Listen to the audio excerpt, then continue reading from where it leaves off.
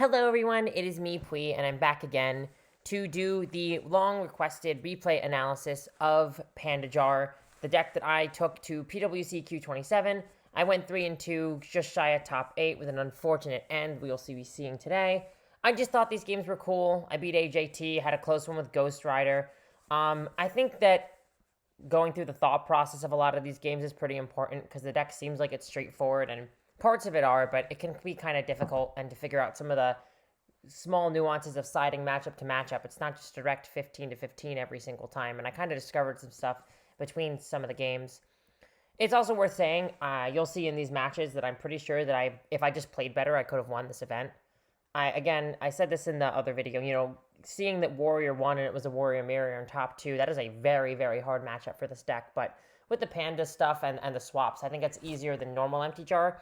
And I think the deck was really strong, and people were not prepared for it at all. But let's get through the games. This is a tough loss versus Ghost Rider 15, but I think there was a lot to learn from this, good mistakes to point out, and some misfortune that I really couldn't foresee in the end. So let's get started.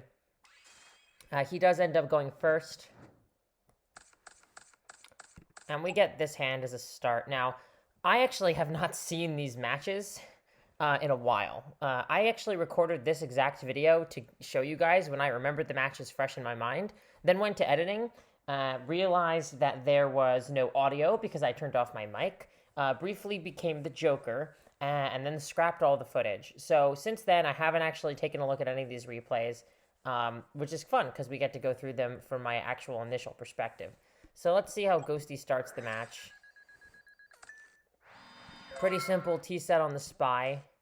I think here, this is one of those moments again where having Mind Control in your main and Spy, this is some like early 2021 tech or early 2022 tech, I guess. We're just going in a circle here of like, here I think I go Injection and then Mind Control and just hit him for a shit ton.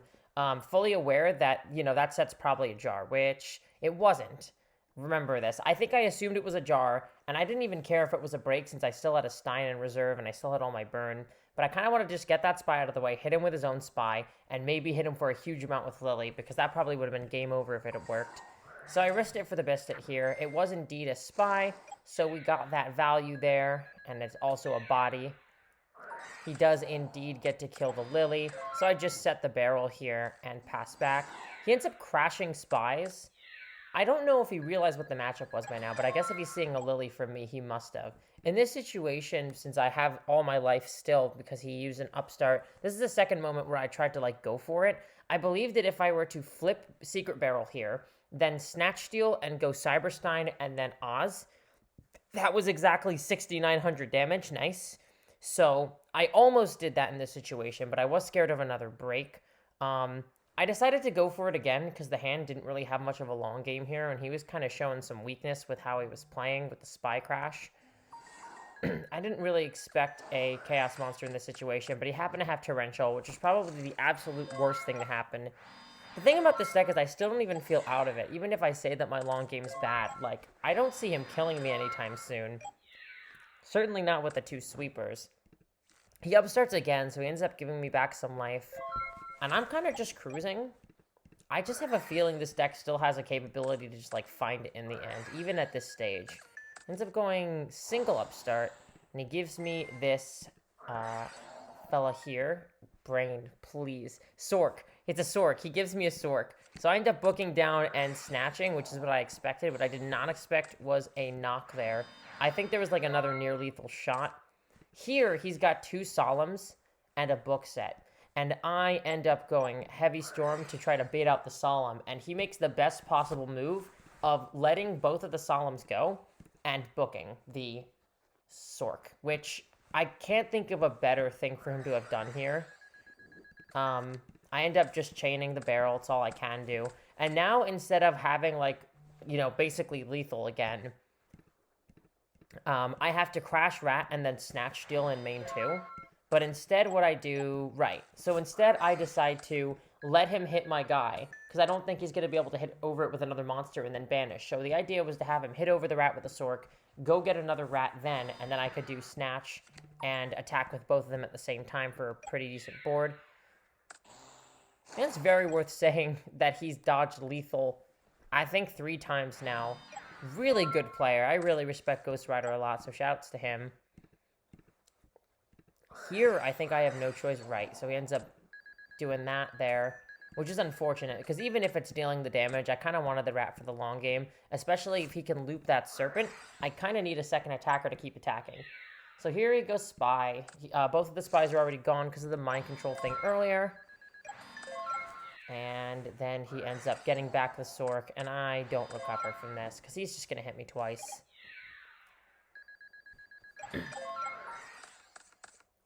You know it's bad when you have to keep Breaker for defense mode just to see if he'll draw something else next turn. I think I had to basically get exactly Cyber Jar off of that, and I think I might have maybe won if that happened exactly. But at this point, I'm just kind of grasping at straws, and I draw Sunlight instead of the actual thing that goes with it. So I just try to get some info off the Cease. I would always do that kind of Cease just to see what's going on. We've switched to Empty Jar game 2. We're on the play. I'm not expecting a lot of dust shoots, or that's a lie. I'm sorry. There are a lot of dust shoots right now. I know that's expected, and I'm not expecting a lot of Solemns. Like, I'm expecting even if any of these players were playing Solemn today, which I kind of doubt, because, I don't know, 0 Solemn Optimal, or whatever the hell Ivan's saying at this current date and time. They're going to take them out when they see it's Panda Burn, if they're even playing 1 or 2 at all. So that's, again, the logic of the switch. At this point of the game, I'm still playing Barrel. If he does still keep playing Solemns, then you can just, Barrel to punish. And obviously, you can also still use the barrels at the end of the game. If you get a big enough conglomeration of stuff from the Cyber Jar throughout your combo, you can just go barrel, barrel, barrel, and kill them that way. And you'll try to make sure they don't have anything to meme walk necessarily. But I end up going off this later. So he starts off pretty shitty. He's got all of his Chaos Monsters in his hand. I lose the first tomato. Unfortunate, but I'm pretty sure that Papa MMF or Mama MMF or whatever the fuck MMF would have always told me to do that there in this situation.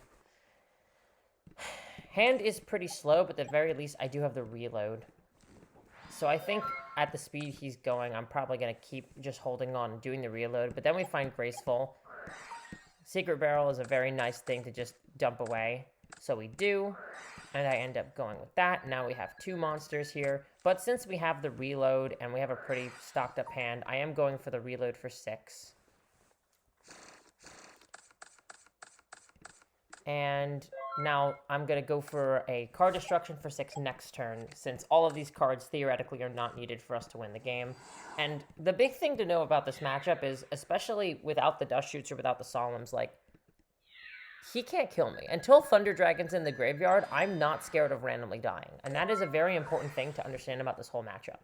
Especially when I card destruction all of his Chaos Monsters at once. Every Chaos deck is playing 2 Sorcerer, 1 Blackluster, and now all of them are gone at the same time. And what this means is I'm no longer afraid of dying out of the blue. So at this point, I think I'm absolutely going to be doing Storm into Mystic Tomato. I'm going to crash into Sangan, and I'm actually going to make a choice that I think looking back was pretty garbo. So I do go for the Storm, and no, I remember now what happens, right? So he makes another perfect, I'm not gonna die here choice of destroying his own deco. And what this does is now I play Tomato, and I'm gonna crash. I set the Tomato. Why did I set the Tomato? I don't know why I set the Tomato. What I was going to say, obviously the play is to use the Tomato, crash into Deco, then you can get Sangan, and then crash into the Breaker. However, it seems after he destroys that, he actually lowers my life at the same time. It seems the DB replay is broken, which makes the rest of this assessment pretty difficult. And I guess I decided to set it because I've already seen a knock, but I think he's far enough in his deck where I should be worried about another one. I would have gotten to go for the Sangan here, especially without the Chaos Monsters. I'm thinking the idea being, and you'll see it ends up happening later, that we've seen him be playing Raigeki Break over Pwib, which means that without the Chaos and without the Pwib, he can't really get rid of Sangan without giving me my Cyber Jar, with me having Tayu and True Nate in hand. And I imagine he kind of knows this, so he ends up doing that attack, thank God.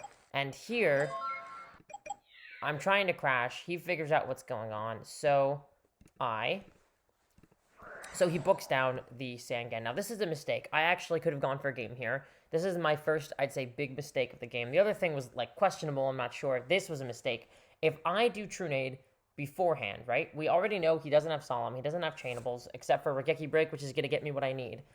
If he does have Book, which is exactly what I was worried about, but decided not to do anything about anyway, if he does have Book, I get to Book of Taiyu whatever he books down.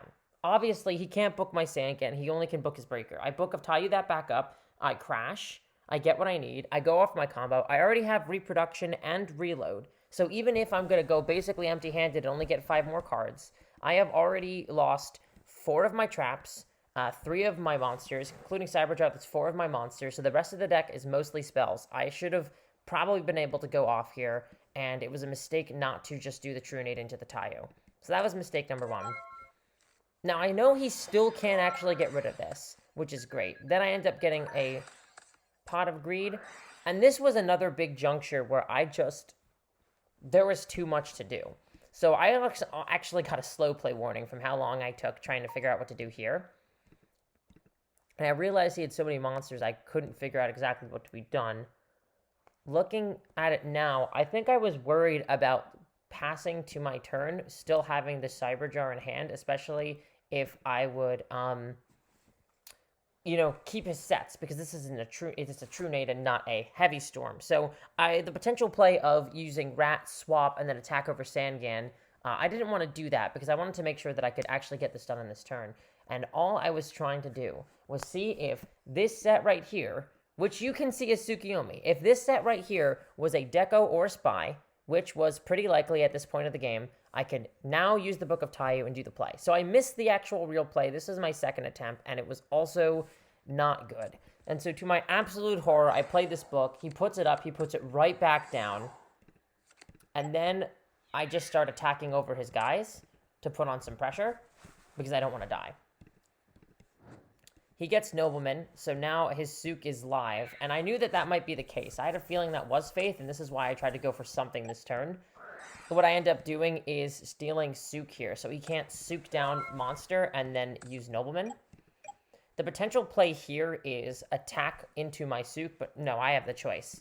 So I believe, yeah, he ends up Tribute Summoning. And obviously, given where I'm at, he could Tribute Summon, I'll get the Cyber Jar, and then he could get rid of it. And that's not ends up... How did I lose this game? I remember how I lose this game. He scares the shit out of me. So, I think that the replay is a little busted. And at this point... maybe I'm not thinking of this turn. But I'm just trying to find another True Nade, even though I've already used 3 of them, which is not happening. I think I'm too scared of a discard trap chain here. And he knows it, which is why he did this. Sneaky bastard. But I know this whole time, at least I am not scared of a Chaos Monster. The pressure is not on me. I can wait. Right here, however. Right fucking here.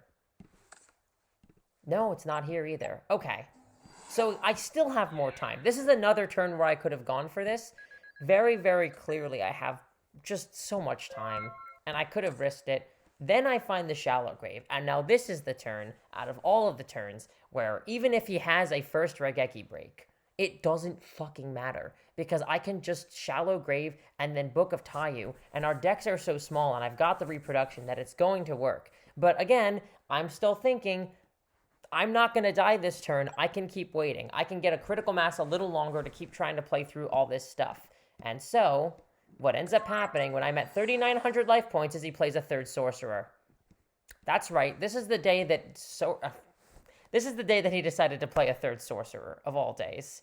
And that's how I lost round 1. So GG Ghost Rider, he played that really well. I still cannot absolutely at all believe he did this. This is certifiable goo. This is it. This is the turbo goo. It's just a third Sorcerer. Take that, Alvarado. On to game 2. Alrighty, here is match 2 against Burndig. I believe Burndig was an Edison legend given a hand at GOAT. I don't know how much GOAT he played, but we got him in round 2. I won, and I take the play with Panda Jar. So taking a look at this opening hand, it's obviously pretty mediocre. I decided to start with a Panda set because I think I would like to get that face down removed by anything in particular rather than anything else. So I set a Panda first. Looking at his hand, I have not a clue in hell why he does this, but instead of going Mystic, he goes Blade Knight. I don't think that Mystic is ever getting better than in this exact moment. Like, I didn't even notice this until now. But not only does he not play the Mystic, but he plays a Blade Knight that he can't set any cards. Which, like, it can't even negate any of the flip effects if it's not big enough, right? Well, that's not what it is that he's basically telling me here, not only is he not actually solving the problem in this situation, but he's basically telling me that his hand is garbage, because I know that his hand is a bunch of monsters. And other moments in the game, right, if the Mystic gets beat over later, then the Blade Knight could come down to beat it back. Versus in this situation, he just kind of has to randomly summon Mystic when he doesn't have tempo. All that aside, I sack the living fuck out of him here. So we end up going creature swap, and we get a Blade Knight full size, plus a Lily, plus a Panda, hitting it at once. We basically all but know that his hand is trash. I don't even care if he heavy storms me here. This is how much damage I'm putting on the board, especially with the barrel still. He doesn't even use Duo. I think he's dead if he does use Duo. So we end up just... Well, it glossed over it, but I ended up mind controlling that lady to get it out of the way after the Trunade, and he was dead.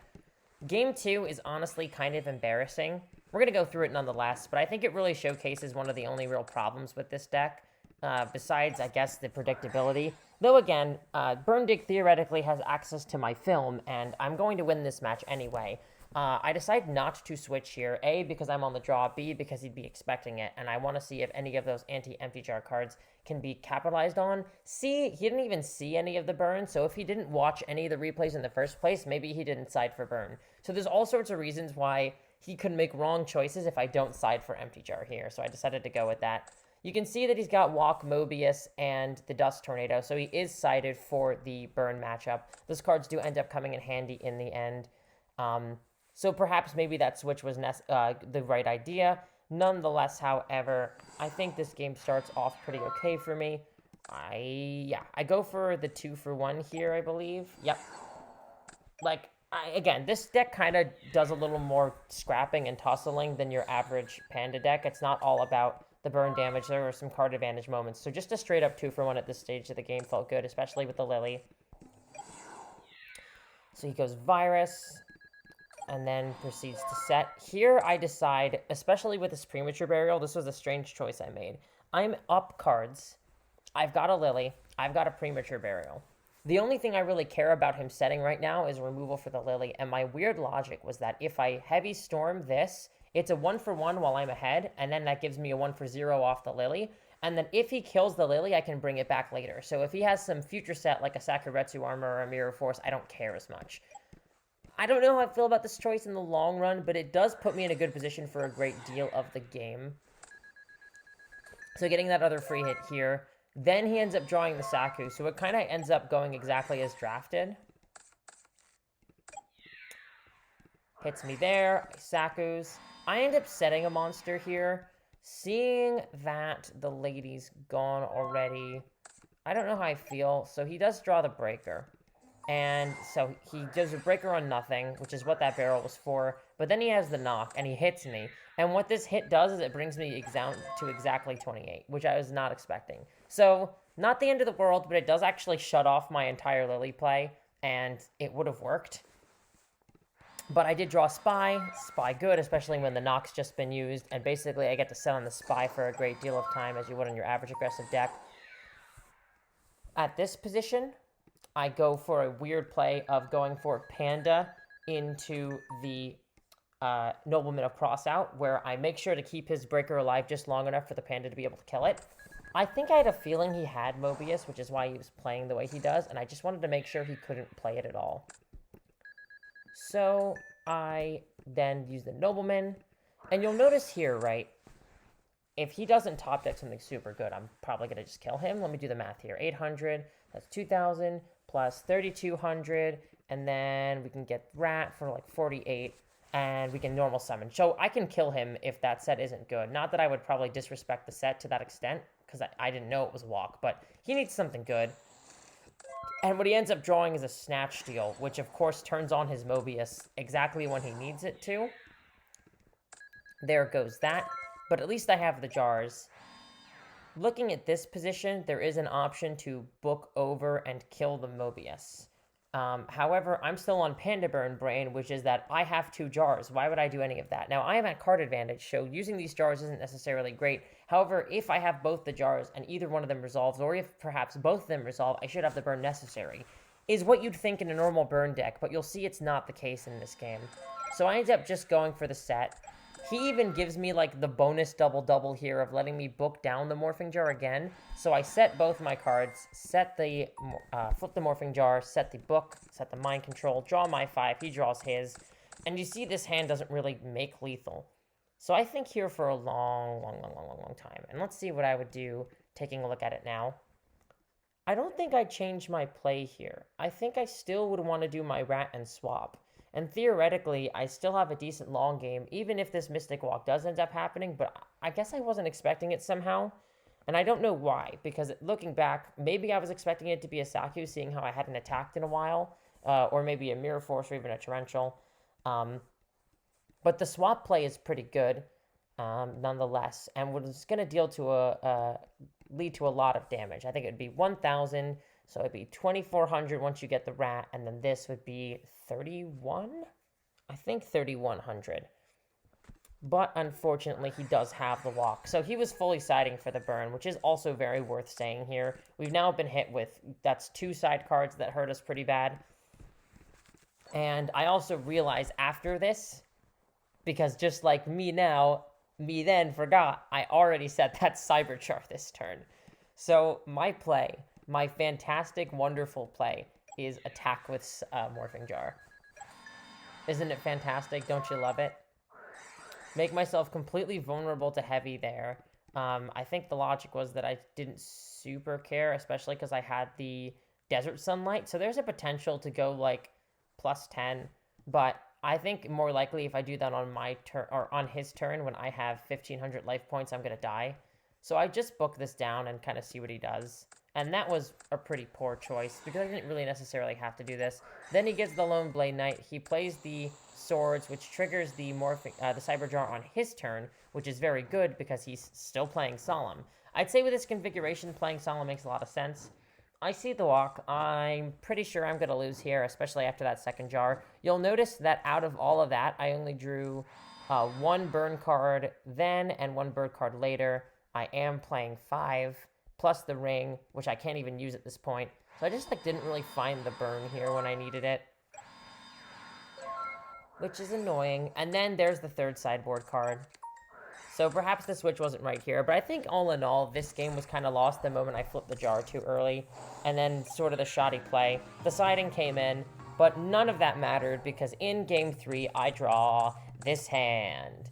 And I think he's also shown me pretty clearly that besides the Solemn Judgment, he really doesn't have much of a way to interact with Empty Jar. So all you really need to do in this situation is True Nade to get rid of the Solemn in the first place, and then you can kind of just go off with impunity. So he doesn't seem to be playing discard traps or dust shoot or anything like that. You could theoretically just do the combo here, but you actually can't. Very important, you need to have a monster in your opponent's graveyard first in order for Shallow Grave to work.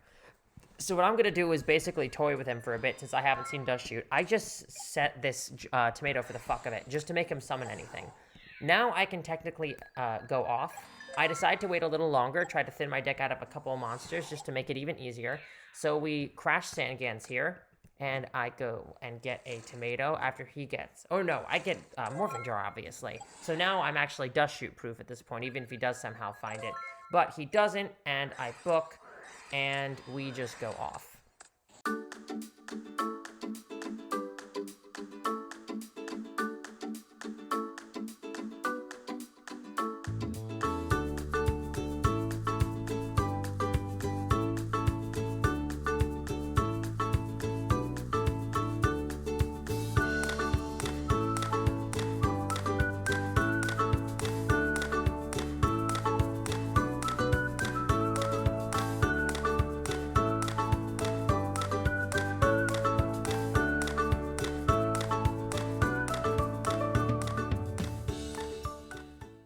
So I want to actually stop right here once this resolves. I want to talk a bit about the lack of Serial Spell, I suppose, and the lack of Feather of a Phoenix. I think Empty Jar doesn't get talked a lot about these days. It's been a while since the deck's been relevant, and I think a lot of people have this misconception that once it starts going off, it's like super linear and stupid. Which, first of all, I like Empty Jar more than like Library, for example, because of the interaction that you can have with the opponent at all stages. You'll see more of that in next game, I believe. But more importantly, I think there's a lot of thinking that goes into comboing that people don't really think about because it's the kind of thinking that doesn't interact with your opponent. But you really do not need Serial Spell or Feather of the Phoenix if you just start using your brain. You have to remember that it's not a linear deck. You're not looking for the card destruction and Serial Spell. You're looking to put your opponent's deck into their graveyard or into their hand without doing the same for you, or at least making it so that if you do it, they are dying before you. So theoretically in this spot, I think I see the chance to do a double Shallow Grave and Book of Taiyu again, which again would let them just draw, and I would have an empty library, and he would have an empty library, but he would have to draw first. However, I also see a much easier line here, which is to just start emptying my hand so that I can use card destruction. We start by using Repro. You can actually Repro to get Repro back, which is funny, but I ended up just getting a little goofy with these swaps. Just whatever it takes to get the hand empty. So I think I wanted to showcase the fact that this deck really does not need Serial Spell to combo. I think even if you're playing a pure Empty Jar deck, I don't think I would play Serial Spell anymore. I don't think the card makes any sense. Kind of sucks. So on to game 3. I'm really excited for this one. All right, people. This is the big one. A 2-0 AGT. I'm honestly really proud of this one because that's kind of hilarious. I think it's the most emblematic Panda Jar-iest replay. It was done in fantastic fashion with some fantastic back and forth, and I look forward to showing it off. So, without further ado, we both pick Rock, and then he gets to go first. I recall him opening pretty good. I'm going to keep the hands on.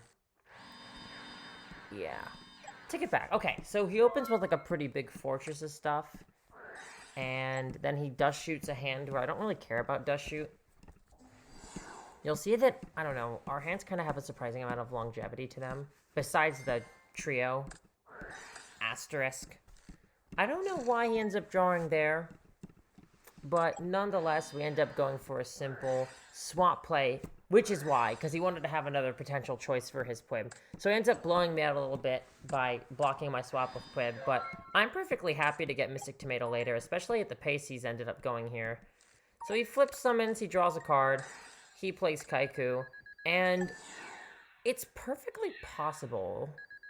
Well, no, he does shoot at me. Was he just not scared of the Ojama Trio? Because he's getting trioed here. And it ends up losing him the game. You already know how. So I end up setting the tomato again. I'm just trying to maybe get something off Sangan. So he ends up putting one of the goats in attack to crash it, which is a good plan here. Just to open that zone and potentially get a future Sork to start getting rid of them. I go for Morphing Jar here, right? Because him not knocking in that situation tells me that he doesn't have it. And I think a big theme of this game was just, like, him telling me with his gameplay over and over again that he didn't have knock. Combined with me being just pretty lucky, I guess.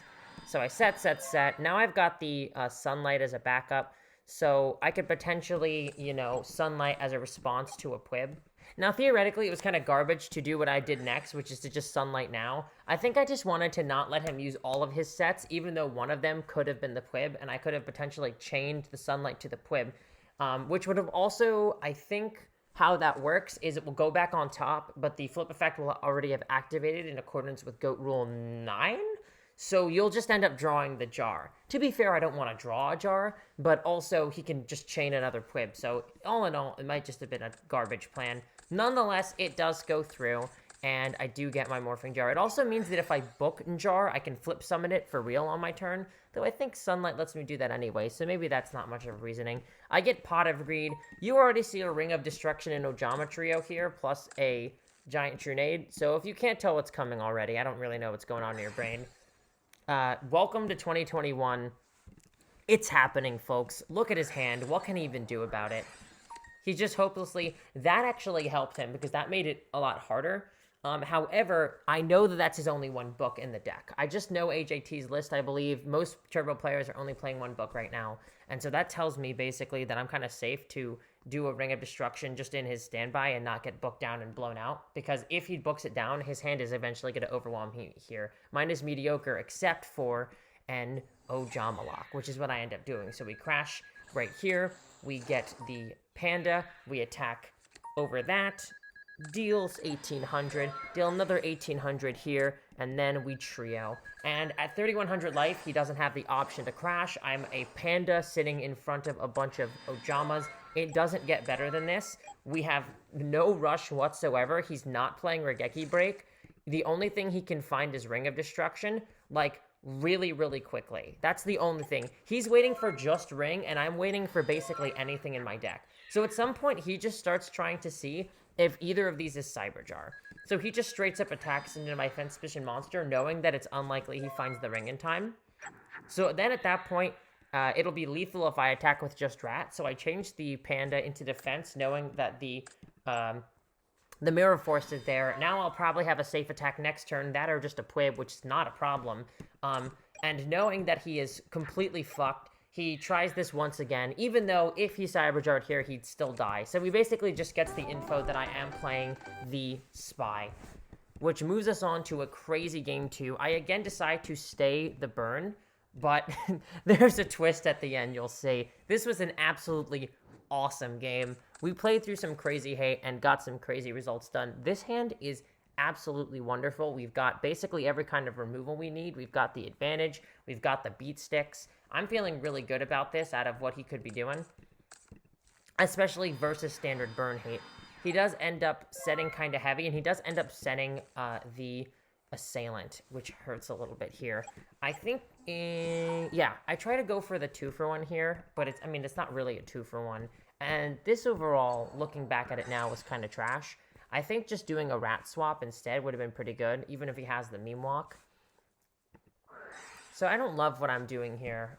I guess the Mind Control was the plan, and I was hoping just to get a Deco draw and get a free hit. But overall, this just kind of was a wasted turn. I didn't really gain anything off of that, which isn't a great start, especially when I missed the wrong breaker thing and hit the Sakuretsu, which gives me major Obelisk 13 flashbacks. But overall, that was just a complete hand of fumbling around, and I am not proud of how we opened here, but I am proud of how the deck performed in the end. So following this, he hands us another Ojamalak. This time he does play Mystic Walk, so he does open up his own, and he does this ahead of time. I can't remember why. I have turned off my own swap here, but he doesn't have enough attack power to really meaningfully stop me just going set, the last one being Morphing Jar, and I just don't feel like there's any need to push anything. He just doesn't have a lot of offensive power whatsoever. The one theoretical play he could do here is flip Summon Faith, then walk the Faith, and then play Sork, but none of that really meaningfully does anything, especially if he gets rid of the tokens. He's going to end up getting creature swapped anyway, and he'd probably get it mirrored, but nonetheless, it's just like, that would be such a timely play only for it not to really go anywhere. So he does end up killing my swap with a MST, and that's probably the best thing that could have happened there with that MST for me, because this swap isn't doing anything at this point. He gets the Pot of Greed back. I don't know why. He could have gotten the Meme Walk. He sets another Faith. I don't know why he did this. I guess the idea is, again, he can Meme Walk and he can get the BLS. BLS being a very, very different situation than the Sorcerer in this situation, killing my face downs. However, he gets a little juked out here. He thinks that this is the jar, and so when he does the play, I think he goes Thunder Dragon. I think he Tribute Summons one of the Thunder Dragons. Yep. Then he walks a token. And then now he has the light for BLS. But, again, he thinks this is the jar. And he leaves me with my Rat. And he put a Thunder Dragon on the field for a Rat Crash, which was dumb. I'll say it. That was not smart. It was quite dumb. His life is very, very high, and it is very, very unfortunate. But I do have the means to put 4 monsters on his field. He's used a walk, but he's used it twice, and he's used 2 of his faiths on that walk with no book in sight. And I'm about to get a Panda and kill his BLS. So, theoretically here, it's all looking up and up for old Claire. Especially because I still have Morphing Jar backup after all that. he top decks the mind control, which really hurts, because I don't think he would have had much of an answer otherwise, and now he gets to set his really two good sets. Getting to set those hurts me, because, I mean, obviously Mirror Force blocks an attack, and Heavy Storm just kills Panda so bad, but I get a Heavy Storm of my own, and his board is still pretty clogged here. I am playing 3 books, so when Morphing Jar comes back to me, it's very, very good, which you have to keep that in mind. I now have a bunch of burn. I think here I was kind of going to forego the knock, and the plan was to just... I think the plan was to just attack and, like, try to get the burn eventually, but I think I got greedy, and I wanted to get the full burn and then the attack. Just because his life total was so high, I kind of had to wait it out. You'll see, unfortunately, though, in his hand, he has a Virus. And he does still have a Heavy Storm, and I think he ends up basically doing the most professional of storms. Though, given how it ends for him, it's an amateur storm.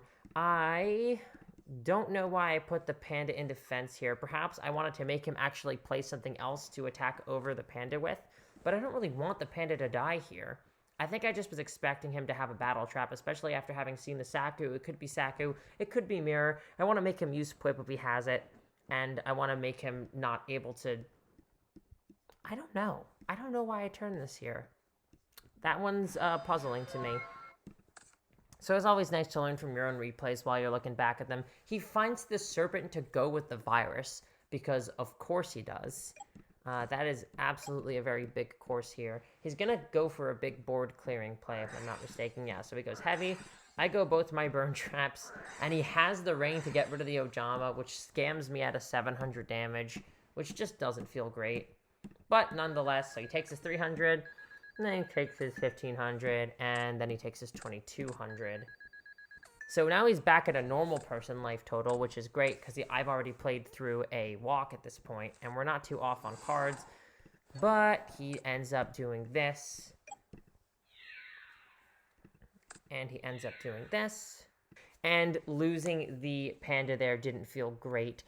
This is the only time Stein was remotely useful all day. I guess besides the play against Ghost Rider, I don't think I like Stein very much. I think it was probably one of the worst cards in the deck, even though it's such a strong card. But here what it does is it forces another discard out of him, because theoretically I can just hit him really ridiculously hard. I think the play here was Stein into Lily, so I forced him to do another discard. Although I guess he could have just done a Chaos Sorcerer, but I think at this point in the game he's trying not to do that so long, because he doesn't know that I only play one Panda. That was another thing. I don't think a lot of people knew I only play one Panda in this deck, and that might be something that in the future doesn't go great.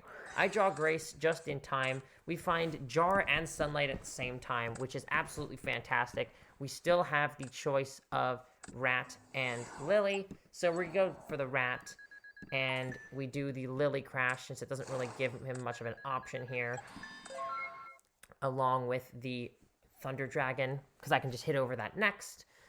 He happens to top deck Breaker, which really Mondo sucks. So if I didn't have Cyberjar here, this would be like the worst possible thing, because the plan was to go set Cyberjar, then flip it up with the Sunlight same turn. He just now going to destroy it. He's going to banish my Lily. He's going to hit me for 32. But it's already too late. I set this, and I say to AJT, guess what this is? I say, guess what this is? He says, I hope not Cyber. Or not even. He said, I hope not C. But unfortunately for AJT, I hand it over to his person, and it is indeed C. So we blow up the whole board. We lose a bunch. I get kind of a garbage 5. Like, this is really bad, except that we do have a lot of burn here. The thing I do have going for me, however, is those Book of Moons, and I mentioned this before. Here, we are going to Book of Moon, and we are going to get back one of our jars and flip it back down. So he sets this, I get my Heavy Storm, so those all go bye-bye, which is pretty opportune time. And this is my moment. I try to go for some burn. I'm going to put out the Morphing Jar here, and at this point with his 6 cards in deck, I have 2 choices. And now you might be seeing where this twist goes. If he still has his Book of Moon, then I still have a backup. But otherwise, I'm going to burn him. So if if he does not have the Book of Moon, he's just going to die right here when we do the Ceasefire. Then I'm going to, on resolution, I'm going to use the Ring of Destruction here. It's too much damage for him to survive even with a Mystic Walk here, but he has to have exactly the book not to take the 1200 into the other 1200 and die. He does have the book. He has a knock even, but he decides to attack into my Gravekeeper Spy, knowing I have a book. At which point I flip the book, and he has 5 cards left, so he decks out. So in other words, we empty jarred him as Panda Burn. This deck is awesome. I love it. It was such a good time.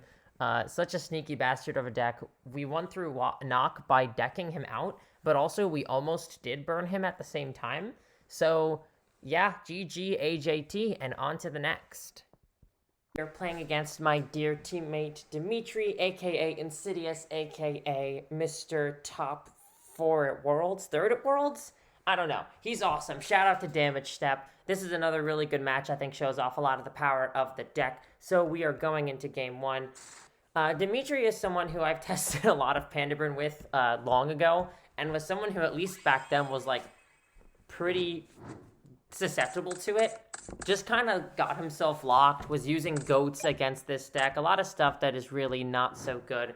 So I had high hopes that I was like, you know, maybe he hasn't learned a thing or two. Although at this point he's played a lot more Burn matchup than I've played Burn, period, I have to imagine. His start is, you know, pretty solid. And by pretty solid, I mean absolutely busted McCracked over here. He sets up the BLS turn 1, and he already has the Metamorphosis, the Regeki. He has everything he wants. My hand's kind of trash.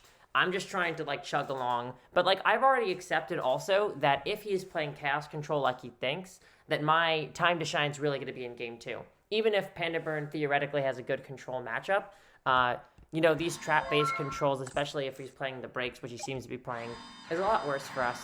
So here, right, we're starting with a pretty solid T-set. I think that the Ojama Trio really helps the situation, but he, as you can see, already has Tribe Infecting Virus and BLS in my hand. I don't really see a way I could have done this game much differently, although we'll see what happens from here. So he does end up killing the rat here with a break, which is probably good for us. Break is a really devastating card against Panda Burn. Like, I cannot stress enough how much that card hurts against Panda Burn versus Pwib. It's just the amount of things you can do. So right here, he basically, he lets himself get Ojama locked. And I don't know what, I thought that set was Faith, I guess, considering how he'd been playing. I think I was trying to go for a massive damage play here, so I hit him with that. 226 him, and even though his start's insane, I had this one where I'm like, yes, Panda Burn's going to do Panda Burn things, and I'm going to win the game.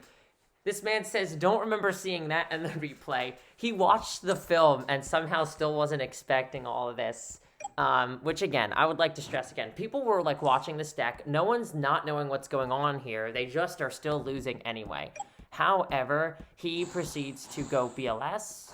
Oh no, he starts off with the Sork, right? So right here, this is my big mess up right here. In this moment, right, I am supposed to, in response to his priority banish, this is exactly the moment where I am supposed to use my ring. So I have a ring here, I also have a Book of Moon. I think I used the book, yep. Right here on resolution, I'm supposed to kill this sorcerer with the ring. At that point, that'll deal 23, and then I'll deal another 21. So what is that, 44? And then I guess if you left a rat and attack or something else, it would have been bad. Nonetheless, I get to keep BLS here. Looking now, he obviously has Tribe, and he still has BLS, so it actually wouldn't have mattered as much. But it was absolutely a misplay not to do this, and it's something I do constantly. My brain just didn't even occur to me that he could be playing meta, because this looks like Chaos Turbo from everything I've seen so far. But I know him, and I know he's probably playing meta, and this sorcerer is supposed to die right here. But it does not. And he does end up getting to go for the Ryu-Senshi, which gets to hit over my guy because it has an attack where Sork didn't. And now I have a useless Ring of Destruction. And here's one of those moments, a not great moment of the deck, is I did use a trio, and now I have a creature swap, and it's just not all that useful. So we end up going for a really awkward Lily play. I don't know why I kept the amount of his tokens I did, but he just has the virus, and At this point, I think I kill... Right, so I make a point to kill the Koichi. This'll let me do a tomato swap, and that should enable me to close out the game. So I go for this, attack here, and then he ends up booking. Looking back, I could have used the breaker there, at least to figure out whether or not that was goats. So that was another misplay, albeit not like a huge one. I kind of wanted to have a better play out of that breaker to block something bigger later. But even in this situation, he has to have literally any monster, and BLS, knowing what the set is, certainly fits the bill. So I am super dead, so definitely needed to try and kill the Sork there. But does not matter, because in Game 2, we're going to do some absolutely bonkers McBusted stuff now. Before we go into these matches, it's very important for me to know that by now I figured out that Secret Barrel just doesn't belong in the deck whatsoever, and is supposed to be sided out. Even if some of the tools are awkward, I'm still keeping in Ring, I'm still keeping in 1 Knock, and I'm still keeping in Snatch. In the future going forward, instead of Knock, it's going to be 2 Mind Control. This might be a little more awkward for the Panda Game 1, but not, you know, all that much, because it still completes the same purpose, especially when we play our own spies, as you saw in that first match. However, it's way better for Empty Jar to have Mind Control. And what these cards do is they gave a lot of incidental removals to Control's only real way to stop this matchup. So he has Regeki Break, and he has Dark Balter, and that's basically it. And we're going to see in this match exactly what I was talking about in the deck tech, about how these cards are absolutely insane. So for starters, his hand is just entirely unequipped to beat what I'm doing. He uses the Knock on the Rat, and that's just it. That's his Knock. That's all the stuff he has to possibly do. He's got a Double Dragon, which is a shame, but none of that is really relevant here. What is relevant is that I get to just go for a Morphing Jar with impunity. I have 2 pieces of removal, so I don't need to full set and even risk the heavy. I just get to kill both of his attackers. And so that's exactly what happens. So we end up ringing the... Yeah, so we ring the Kaiku. We book the Sangan. And then he just goes for Sorcerer, knowing what's about to happen at this point. And it just happens. I don't remember there being anything too significant here regarding afterwards. It's just like a pretty good Jar combo. I end up stealing that there because I figured it would be worthwhile to have this if I end up going into his turn at all. Looking back, it's better to just keep the Mind Control because I get, you know, more reproduction value, but it didn't matter because I found the Cyber Jar, and there is Game 2.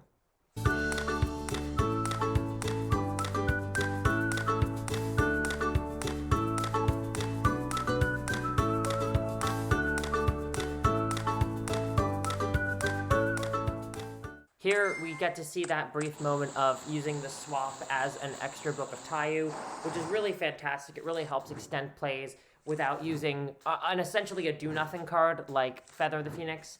Obviously, it has different uses, and Feather is better for comboing purely, but those amount of uses there are very worth talking about. Now, going into Game 3, we're going to really see the value here. I have Snatch Still and Ring of Destruction, Tomato, and Taiyu. So I have basically everything I need here, but I have to be really careful on how I use it. Moving into the first set, he sets Tsukiyomi with a MST. I think I understand the logic of that play, especially when tomato crashes can just lead to instant death. We did end up finding the extra tomato, which means I can safely set this first one and let it get knocked, and I don't really care. He goes Tribute Souk for Balter. He sets up his Chaos this way, hits me for 2,000, and normally, right, this would be basically game over for Empty Jar. I'd have to waste a Book of Mood on this in a spot where I probably needed it for Mystic Tomato. However, here, as you can see, I have 2 outs for the card right in my hand. So he gets rid of the first one. Too bad for him, I already have a second. He starts feeling a little more cocky, so he goes for the second monster, one that can not negate spells and doesn't negate monster effects. So we get rid of the Balter, and just like that, he is just a vulnerable Chaos Control player with 4 monsters and really no tools to do. So I get a Sangan. We hit with the swap. So he can't even use a Chaos monster anymore. And again, none of this stuff is happening in your normal Empty Jar deck. Not to say that this is always better than actual Empty Jar tools, but these tools certainly bring something to the table. They are not objectively worse cards.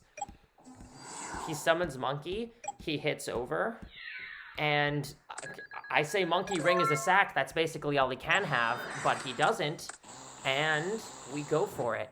Now, I'm not going to fast forward this one necessarily yet, because I just want to show you some goofy little misplay that happened in this one, but I will spoil it at least to say, we got it from here. This is just absolutely fantastic. This is truly the dream. I think this is like the truest empty jar dream that anyone's really lived in a major tournament. I mean, I wouldn't call this a major, but this is a pretty big tournament. Some pretty good players. We've got top player of the world this year, and we also have fourth at Worlds right now that we've both beat with this deck.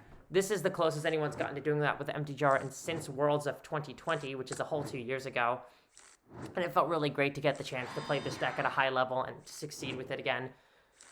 And I hope there's another chance to do so. Right about here, this is where I make the fuck up. I don't have any ways to keep going, so I set one, and then I play Mind Control, and if you can't tell what happened, I thought that was a reload, and Mind Control has a legal target.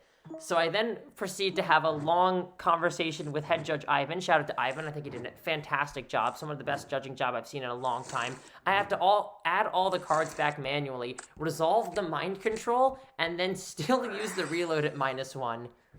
Unfortunately for Dimitri, I am so fucking good at this game. I get the Book of Tayu anyway, and that is going to be the match.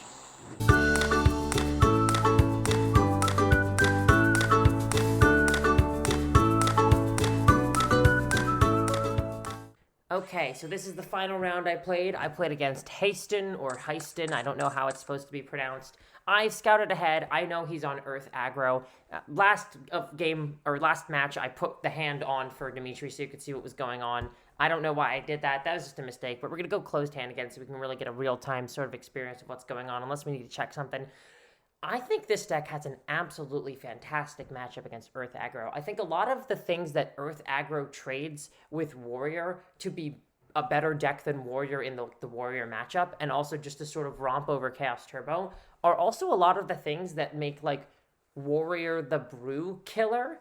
And so if Earth aggro gets more relevant, a lot of other, like, silly decks get to sort of beat what other players would be playing if they were playing Warrior. I think Earth aggro is just really susceptible to combo. I also whooped Randage playing Reasoning Gate in an FLC, just a similar thing of, like, the things that you play to stop Reasoning Gate from doing Reasoning Gate things aren't here. And you've traded them for bigger monsters, but now I'm going to play even bigger monsters. And here, a lot of the Floodgate stuff, he does have the removal for that because he has his Dust Tornado at 3 versus your average Warrior deck. And he's not playing Solemn, which is also worth saying, but there's just a lot of an ability to sort of stop him in his tracks. So here we open with a Graceful, which is fantastic. I know what's going on in his deck. I think I start with the Rat, since I don't really care what happens to it. And we play Ceasefire Protection, because I specifically went with the Rat here, because if it gets flipped up with Ceasefire to prevent knock, I don't care as much. Heavy is a blowout here, but not to a huge extent. We end up getting to blank that first knock, which is great, especially when we have that Spy. So he sets a Rat. I draw a Rat. I try to go for a Mind Control play just to make use out of it. Looking back, this was not smart. I think maybe I assumed that was a Spy, but it ends up being a third Rat for Rat Tribal. And in any case, that basically was just me trading a card for 1400 damage when I have a Graceful Charity. So I could have gotten rid of the Mind Control and even potentially the Spy for better cards for this matchup. Like, if I had a swap here, well, swap isn't too great either in this situation, because he ends up killing one of the Sakus, which makes the trade even worse. But overall, that was a bit of a misplay. Nonetheless, I think Mind Control showing that it is slightly better the card than Knock in some situations, but not others. So we end up having an awkward situation. He has a Rat, and I have a Rat, but I already have lost a Rat. So if we go Rat Chaining, he gets to finish his Rat Chain after mine, which gives me fundamentally less options. Also, the way that Seagok works, I'm at disadvantage as the defender when it comes to a Recruiter Crash. So I have a really, really awkward time here. I end up losing my Giant Rat, and I can't remember why, but I decide to just, like, bite the bullet on playing Panda, knowing that he's going to get Lily, and, like, making him pay that 2,000 life points to only deal 100 damage. And to my absolute shock, he goes Mystic Swordsman level 2. And all at once, I'm realizing what's about to happen. He can't tell what this set is, Or he doesn't know how this works. He thinks he's going to kill this panda with Goblin Attack Force. So he proceeds to attack into the panda. I chain the trio, and I am magically transported back into DB Ladder 2021 as this man tries to go into main phase 2 without killing his goblin.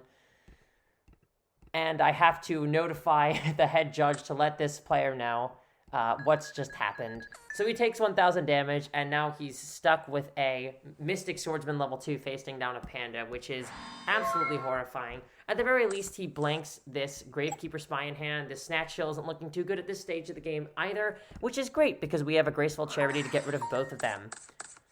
We ended up finding both Spies. I think Spy is still worth its salt here. However, I ended up drawing Swap, which is not good at this stage in the game anymore. So we end up just using this to get rid of the set in case it's Mirror Force or another Saku. And we get another massive hit here on this Mystic Swordsman. So, I mean, I'm not going to pretend like this is super top table stuff. Even if we're pretty far in the tournament, that is a very, very big mistake to be making at this stage. And just shows, I guess, I mean, it attests to how strong the Earth aggro deck is, that you could have that sort of unfamiliarity with a common matchup and still get this far.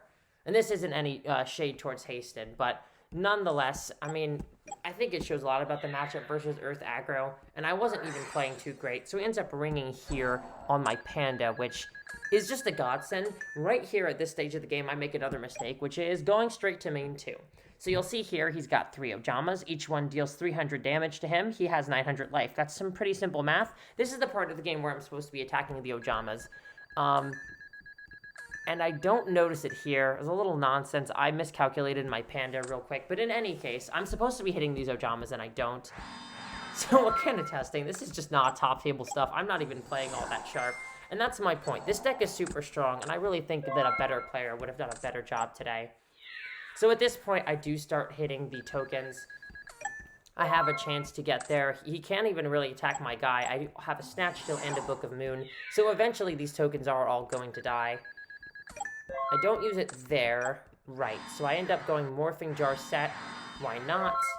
He doesn't really have any ways to get rid of it left. He's used 1 knock. He's used Mystic Swordsman, Exiled Force, and a Revival. So he has to draw exactly another Nobleman in order to get rid of this guy, unless he's playing a second Mystic Swordsman.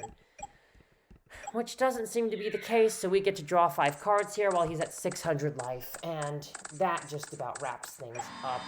I think I try to get fancy here, yeah, and I try to Snatch Steal his guy to end up, like, doing this.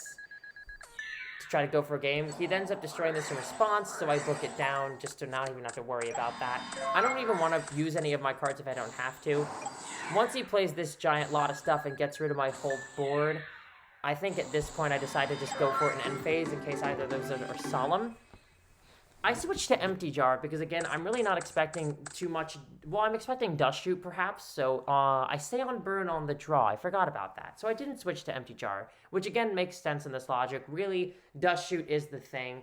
And I guess by this point, people can maybe tell that I'm only doing the Empty Jar on the play, but I think the informational trade of having the play versus the information that I'm on Empty Jar or still on Panda or whatever really doesn't change much. This hand is kind of low action, which is not great, and this is just like a common Panda burn hand that ends up happening, and I end up getting kind of desperate here. I'm going to look back at this one a little closer, because I made some very questionable decisions here, and I'm not quite sure what I was supposed to do. I think in this situation, I was trying too hard to, like, still get in the damage at all costs. I have 3 sweepers, and it's very important to me to try to put my cards to work. So obviously, I'm going to use the heavy early on, because I already have a means to sweep the back row when I need to. And I try to get a little funky. I use this Goblin Attack Force. I hit him with it. It's now stuck in defense mode, so I give it back to him. Because I know he can't hit me with it until the next turn. So he ends up going for another one, just for some pure damage. So I get bonked by that fella. So then I proceed to go Lily. And then I steal the Exiled Force, or the Attack Force that can attack. I hit over this with Lily without paying, since it's 0 defense. I hit him in the face again with the Goblin Force. And then I don't do the thing again. Now, of all the things he could have had here that are a problem, the only real one happens to be Exiled Force. So, course is force. Force is course. He also gets to attack the Exiled Force, or the Goblin Attack Force, because it is in defense mode. I think the Goblin Force is, I don't know, looking at it now, maybe it's just a strange matchup, but the fact that literally anything can attack over it before doing whatever its thing is kind of terrible. This ends up being such a messy 2-for-1, and I have to chain this here so early in the game. Not to mention, he's going, you know, down to 3 cards, so my barrel isn't even that good anymore. If I were to have drawn any monster, I think I got it in the long run, but I don't. All of a sudden, I don't draw a Recruiter, and now he has a Lady, so even if I did, it doesn't matter. We end up setting here. He has a knock for that, and to add insult for injury, he also has a Grand Mark for that. So just the amount of absolute destruction here. And then he's already wasted multiple tools to get rid of this Cyber Jar, so I'm thinking, okay, perfect draw, let's punish him. Aha, fuck me, he has another Grand Mark.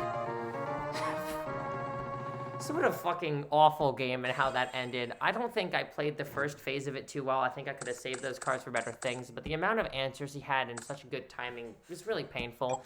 I look at this hand and I'm thinking, okay, I think we're in business here. We get to start off with the big reload. I said it. He happens to have Breaker, which denies me the 7 reload, but it's completely fine. It does waste his Breaker. We put all these folks back and we take a new hand. The hand is looking pretty good. He also has gotten rid of Breaker, which is nice in this situation, but this is where I make, I don't know if it's a mistake or an absolute misfortune. I draw the Cyber Jar and I have the Sunlight, which is absolutely perfect. Looking back, this set is a Mirror Force. So what I decide to do here is I Heavy Storm now. Since I can't Heavy Storm on the turn, I'm going to go off, and I'm not worried about it anyway. I use the Snatch Steal and summon the Giant Rat to maintain the illusion that I'm still trying to be Burn.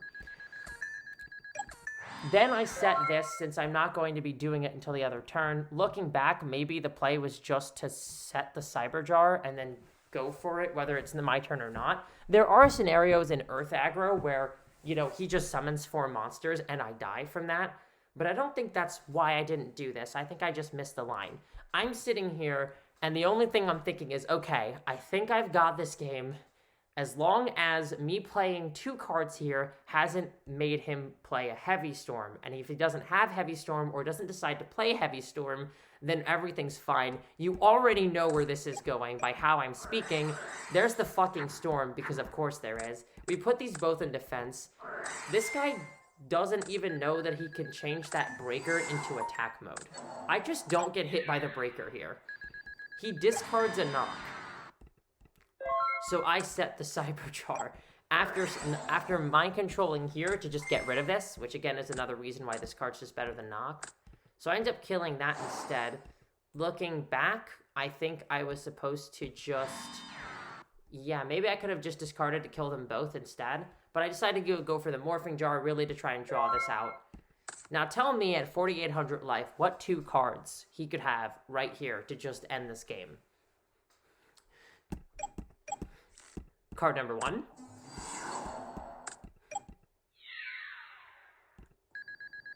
All right, say it with me, folks.